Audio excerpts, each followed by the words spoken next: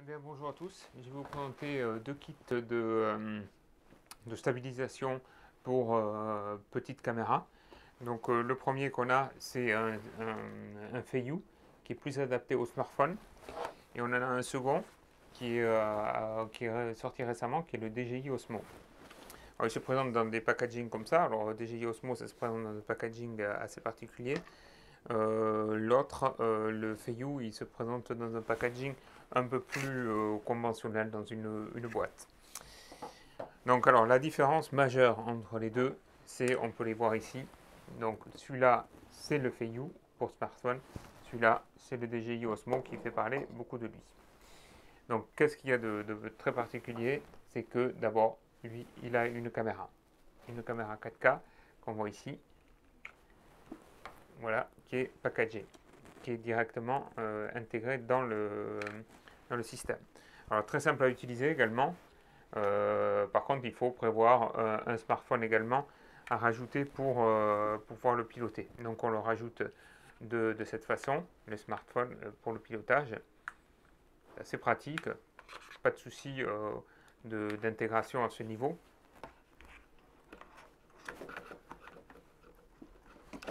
Voilà, une fois qu'on a mis le smartphone, on se retrouve comme ça, c'est assez bien stabilisé, c'est assez, on va dire, on ne risque pas la chute du smartphone.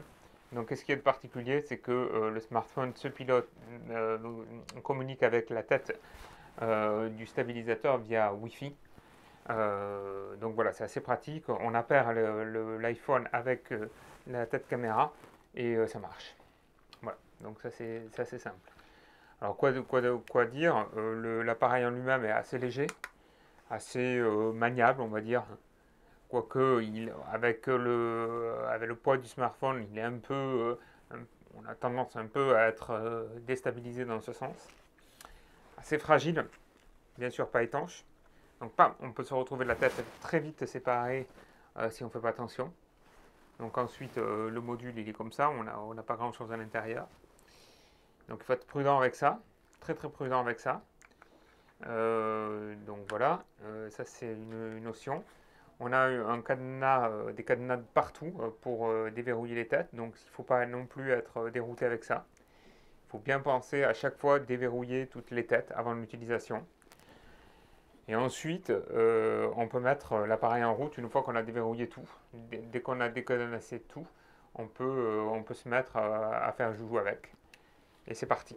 Donc bien sûr, il ne faut pas oublier de mettre la batterie, hein, comme tout appareil qui se respecte pour ça.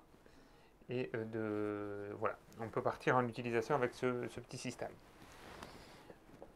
Ensuite, on a notre appareil Feiyu, qui est pareil, hein, mais qui est du coup est plus packagé. Alors ce qu'il faut voir avec cet appareil, c'est que du coup, on n'a pas une caméra qui est intégrée. Il faut prendre un smartphone.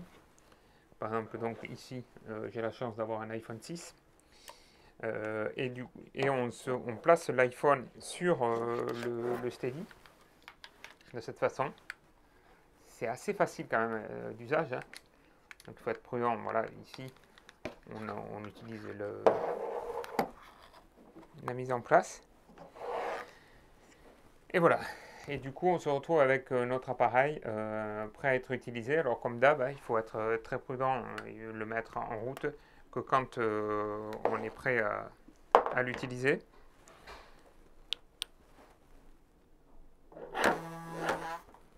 Voilà, donc l'appareil va se stabiliser.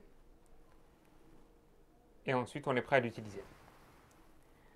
Alors, ce que je trouve par rapport à qui est beaucoup plus intéressant avec cet appareil, c'est que la mise en place est très rapide.